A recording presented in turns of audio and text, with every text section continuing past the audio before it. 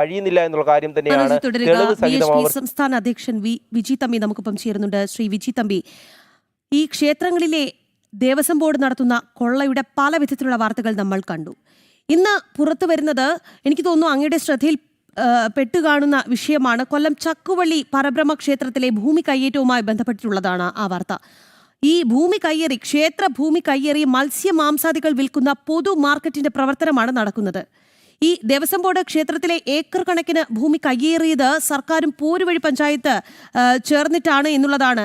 കോടതിയൊക്കെ അനുകൂല വിധി പുറപ്പെടുവിച്ചിട്ട് മാസങ്ങൾ പിന്നിടുന്നു, ഏതാണ്ട് 1 വർഷമാകുന്നു. പക്ഷേ ഈ ദേവസ്വം ബോർഡ് ആ ഭൂമി തിരിച്ചു പിടിക്കാൻ ഒരു ചെറുവിരൽ അനക്കിയിട്ടില്ല. ശ്രീ വിജി തമ്പി, എങ്ങനെയാണ് താങ്കൾ ഈ വിഷയത്തെ നോക്കിക്കാണുന്നത്?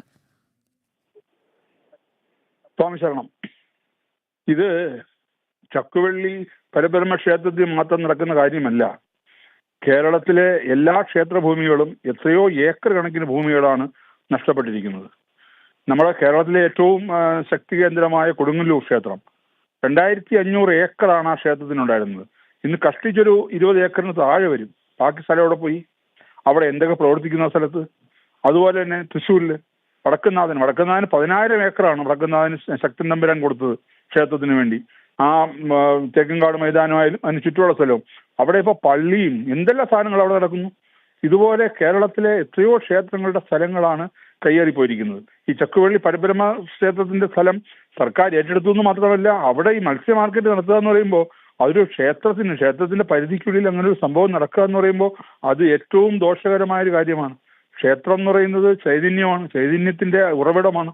ആ ഉറവിടത്തിനടുത്ത് ഇത്തരം മാംസാദികൾ വിൽക്കുക എന്ന് പറയുമ്പോൾ അത് തീർച്ചയായിട്ടും അതിൽ ഭക്തജനങ്ങൾ ഇടപെടേണ്ടതാണത്. എന്ത് ചെയ്യാം, നമ്മുടെ ഒരു ഹിന്ദു സമാജം തന്നെയാണ് പോയി അവിടെ പോയി മാംസം വാങ്ങിച്ചുകൊണ്ട് പോയപ്പോൾ ആ അവസ്ഥയിലേക്ക് വന്നിരിക്കുന്നു. തിരിച്ചറിവുണ്ടാവുന്നില്ല. അവിടെയാണ് ഈ പ്രശ്നം വരുന്നത്. മാത്രമല്ല ഈ ദേവസ്വം എന്ന് പറയുന്ന സംഭവം എന്താണ് ദേവസ്വം ചെയ്യുന്നത്? ഒരു ക്ഷേത്രത്തെ സംരക്ഷിക്കാനും ദേവന്റെ കാര്യങ്ങൾ നോക്കാനും ഭക്തജനങ്ങൾക്ക് സൗകര്യമൊരുക്കാനുമാണ് ഈ ദേവസ്വം ബോർഡ്. പക്ഷെ ഇതൊഴിച്ച് ബാക്കി എല്ലാമാണ് അവർ ചെയ്തുകൊണ്ടിരിക്കുന്നത്. കട്ടുമുടിക്കുക, ക്ഷേത്രങ്ങളെ കട്ടുമുടിക്കുക. ശബരിമലയിലെ കാര്യത്തോടെ നിൽക്കട്ടെ, ഇപ്പൊ ഗുരുവായൂരത്ത് ഇന്നലെ ഞെട്ടിക്കുന്ന വിവരങ്ങളാണ് ഗുരുവായൂരിൽ നിന്ന് വന്നിരിക്കുന്നത്. ആനക്കൊമ്പും എന്തിനാ അവിടുത്തെ ഈ പഞ്ചാടി ഗുരു പോലും ചാക്ക് കണക്കിന് അവിടെ നിന്ന് കൊണ്ടുപോയെന്നാണ് പറയുന്നത്. ആലോചിച്ച് നോക്കൂ, അവിടുത്തെ സ്വർണ്ണ കിരീടം വെള്ളി കിരീടമായി എത്രയോ കോടി രൂപയുടെ അഴിമതിയാണ് അവിടെ നടന്നുകൊണ്ടിരിക്കുന്നത്. അതുപോലെ അവിടുത്തെ ക്ഷേത്രങ്ങളിൽ നിന്ന് ഗുരുവായൂർ പോയി നോക്കണം. ആ ക്ഷേത്രത്തിന്റെ ചുറ്റമ്പലത്തിലൊന്ന് നടന്നു നോക്കണം. എന്തെല്ലാം വൃത്തികേടുകളാണ് അവിടെ കാണിച്ചു വെച്ചിരിക്കുന്നത്. ഇതെല്ലാം അതായത് ക്ഷേത്രത്തിൽ വിശ്വാസമില്ലാത്ത, ഈശ്വര ആരാധനയെ താല്പര്യമില്ലാത്ത ആൾക്കാർ ക്ഷേത്രം ഭരിച്ചാൽ അങ്ങനെയല്ലേ വരുള്ളൂ. കാര്യം അതിലൊന്നും അത്ഭുതപ്പെടേണ്ട കാര്യമില്ല. കാരണം എന്തുകൊണ്ടെന്ന് വെച്ചാൽ ഒരു ക്ഷേത്രം ഭരിക്കേണ്ട ആരാണ്? നമുക്ക് വിശ്വാസമില്ലാത്തൊരു സ്ഥലത്ത് നമുക്ക് പോയി നിൽക്കാൻ പറ്റുമോ? ഇപ്പൊ ഞാനൊരു ഹിന്ദുവാണ്, ഞാനൊരു ഈശ്വര വിശ്വാസിയാണ്, ഞാൻ മറ്റു മതങ്ങളിലേക്ക് ഞാൻ സമാനമായി കാണുന്നുണ്ട്. പക്ഷേ മറ്റു മതങ്ങളുടെ ഒരു ആരാധനയിലേക്ക് ഞാൻ പോയി പ്രാർത്ഥിക്കാൻ പറ്റുമോ? അല്ലെങ്കിൽ എനിക്ക് പൂർണ്ണമായ സമ്മതത്തോടെ അല്ലെങ്കിൽ പൂർണ്ണമായ ആത്മാർത്ഥതയോടെ ചെയ്യാൻ പറ്റുമോ? ഒരിക്കലും പറ്റില്ല. കാരണം ഞാൻ എൻ്റെ വിശ്വസിക്കുന്ന ഈശ്വരീയതയിലാണ് ഞാൻ വിശ്വസിക്കുന്നത്. മറ്റു മതങ്ങളെ നമ്മൾ അംഗീകരിക്കുന്നു, അവരൊന്നും തള്ളി പറയുന്നില്ല. എല്ലാം നല്ല കാര്യങ്ങൾ തന്നെയാണ്. പക്ഷേ നമുക്ക് അവരുടെ മതങ്ങളുടെ ആരാധനയിൽ നമുക്ക് പോയി പിരിക്കാൻ പറ്റില്ല.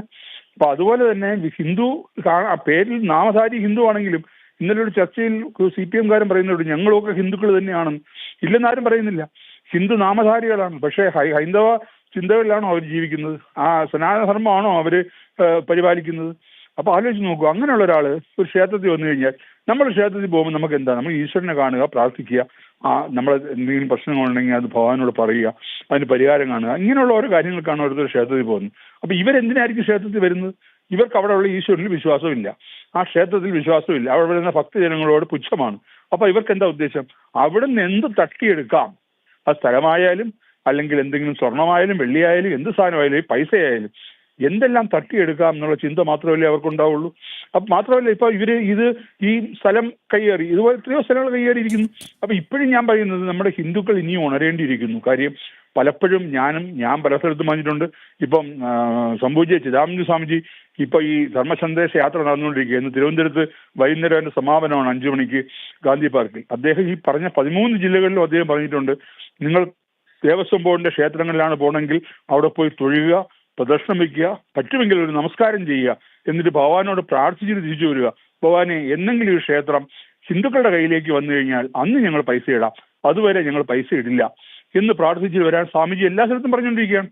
അപ്പൊ ഇതെന്തുകൊണ്ട് നമ്മുടെ ആൾക്കാർ മനസ്സിലാക്കുന്നില്ല? ഇപ്പൊ പൈസ കൊണ്ട് തള്ളുന്നതുകൊണ്ടും സ്വർണം കൊണ്ട് തള്ളുന്നതുകൊണ്ടും മറ്റ് ഉരുപ്പടികൾ കൊണ്ട് തള്ളുന്നതുകൊണ്ടല്ലേ ഇവർക്കവിടെ താല്പര്യം. ഒരു ക്ഷേത്രത്തിൽ വരുമാനം ഇല്ലാതായി കഴിഞ്ഞാൽ ആ ക്ഷേത്രത്തിൽ ഇവർ തിരിഞ്ഞു നോക്കുമോ? അപ്പൊ ആ അവസ്ഥയിലേക്കെങ്കിലും മാറ്റാൻ നമ്മുടെ ഹിന്ദു സമാജം തയ്യാറായില്ലെങ്കിൽ ഇതും ഇതിനപ്പുറവും സംഭവിച്ചുകൊണ്ടേയിരിക്കും.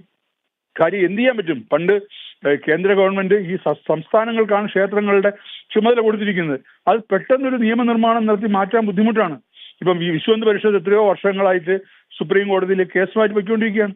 കാര്യം കേരളത്തിൽ മാത്രമല്ല, മറ്റ് പല സംസ്ഥാനങ്ങളിലും, പ്രത്യേകിച്ചും തെക്കേ സംസ്ഥാനങ്ങളിലെ പല ക്ഷേത്രങ്ങളും സർക്കാരിന്റെ നിയന്ത്രണത്തിലാണ്.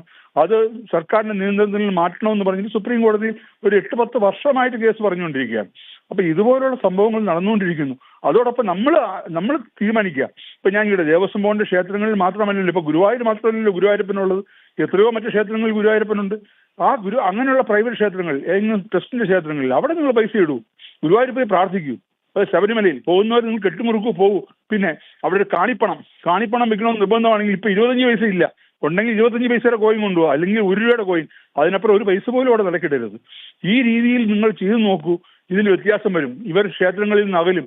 അല്ലാതെ ഈ പറഞ്ഞ കമ്മ്യൂണിസ്റ്റുകാരെയും കോൺഗ്രസ്സുകാരെയും ഒന്നും ക്ഷേത്രങ്ങളിൽ നിന്ന് അകറ്റാൻ പറ്റില്ല. അവർ ക്ഷേത്രങ്ങളെ കട്ടുമുടിക്കാൻ വേണ്ടി മാത്രം ക്ഷേത്രങ്ങളിൽ കയറിയിരിക്കുകയാണ്. അപ്പൊ അത് നമ്മൾ ഹിന്ദുക്കൾ മനസ്സിലാക്കുക മാത്രമേ നിവൃത്തിയുള്ളൂ. അല്ലാതെ ഇപ്പൊ എന്ത് ചെയ്യാൻ പറ്റും? കോടതി വിധി പോലും പുല്ലുവിലയായിട്ട്. ഞാൻ ചോദിക്കട്ടെ, കോടതി പറഞ്ഞതല്ലേ ഈ പമ്പാ സംഗമത്തിൽ ദേവസ്വം ബോർഡിൽ നിന്നോ സർക്കാരിൽ നിന്നോ ഒരു പൈസ പോലും എടുക്കരുതെന്ന്? 3 കോടി രൂപയില്ലേ ദേവസ്വം ബോർഡിൽ നിന്ന് എടുത്തിരിക്കുന്നത്? സർക്കാരിൽ നിന്ന് എത്ര എടുത്തിട്ടുണ്ട്? ഇതുവരെ അതിന്റെ കണക്ക് പുറത്തു വന്നിട്ടുണ്ടോ? അപ്പൊ കോടതി പറഞ്ഞാലൊന്നും ഇവർക്ക് പ്രശ്നമില്ല, ഇവർ തോന്നിവാസം കാണിച്ചുകൊണ്ടേയിരിക്കും. അപ്പൊ ഭക്തജനങ്ങൾ ഇത് ഉണർന്ന് പ്രവർത്തിക്കാത്തിടത്തോളം കാലം ഈ വിധി നമ്മൾ സ്വീകരിച്ചേ പറ്റൂ. സ്വാമി ശരണം. നന്ദി ശ്രീ വിജി തമ്പി, ഈ അവസരത്തിൽ ഞങ്ങളോട് പ്രതികരിച്ചതിന്.